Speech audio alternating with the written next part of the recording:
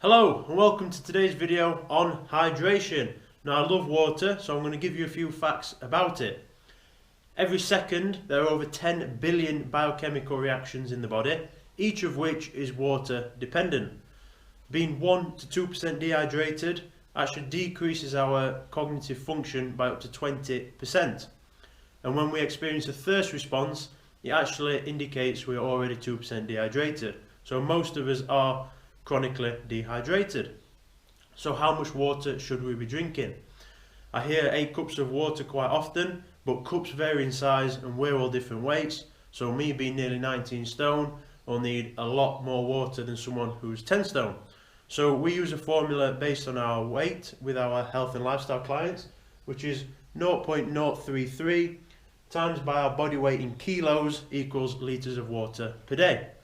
Now that is just a guideline, so if you're exercising or training quite a bit more, then you need to be having a little bit more. Let's just aim to have clear to pale yellow urine as opposed to dark urine, as that's very unhealthy. The next point, in fact before we move on, I'll point out that has to be pure water as well. So any teas, coffees, beers and fruit juice needs to be added on top of this guideline because they have solute in them, which means they're processed as a food and don't absorb efficiently, and tea and coffee and alcohol is actually a diuretic, so will draw hydration and water molecules out with it as it passes through the body, so it'll actually dehydrate you. On to our next point of water quality.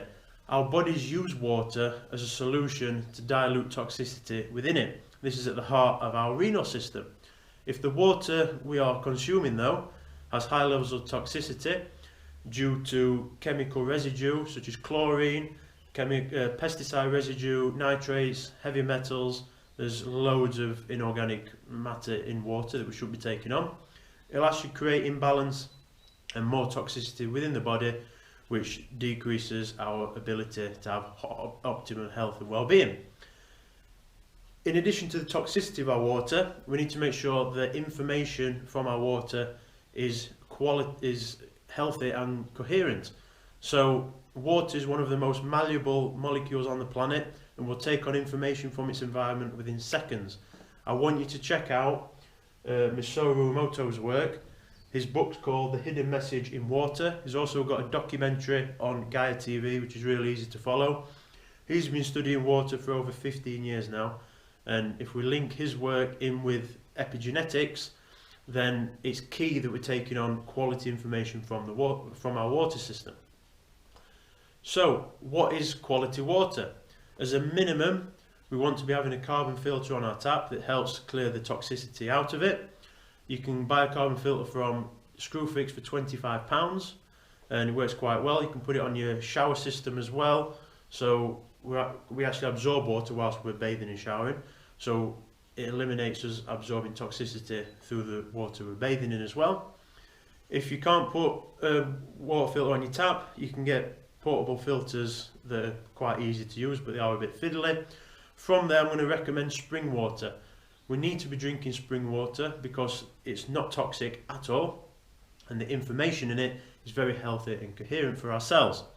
So you can get bottled water that's from a spring, glass bottled water, from a spring that's delivered to you. There's various companies online, just have a little Google search. Ideally we want to avoid plastic bottles as this increases the acidity and toxicity within the water.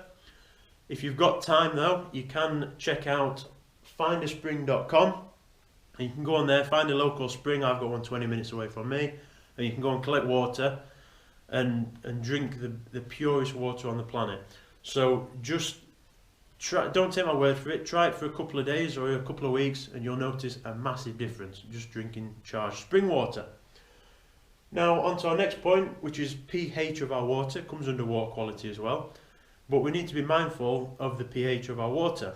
If our water is too acidic, which in most cases it is because of the chemicals the treatment plants use, or it's been sat in water bottles for too long, making it more acidic, which means the pH is less than 7.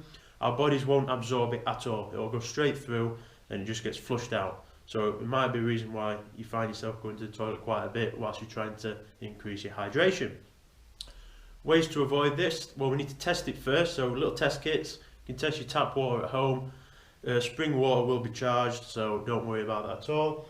But if it's less than 7, you can use a quality sea salt or pink Himalayan salt and just put a little tiny pinch in every litre of water that you drink. Make sure you're not using table salt, as that's just sodium chloride and very unhealthy for us. So I want you to be conscious of your water supply. Do your research. Don't take my word for it. Get researching. Remember, knowledge is power, and just experience it for yourself. Notice the health benefits of drinking proper quality water. So I look forward to seeing you in my next video.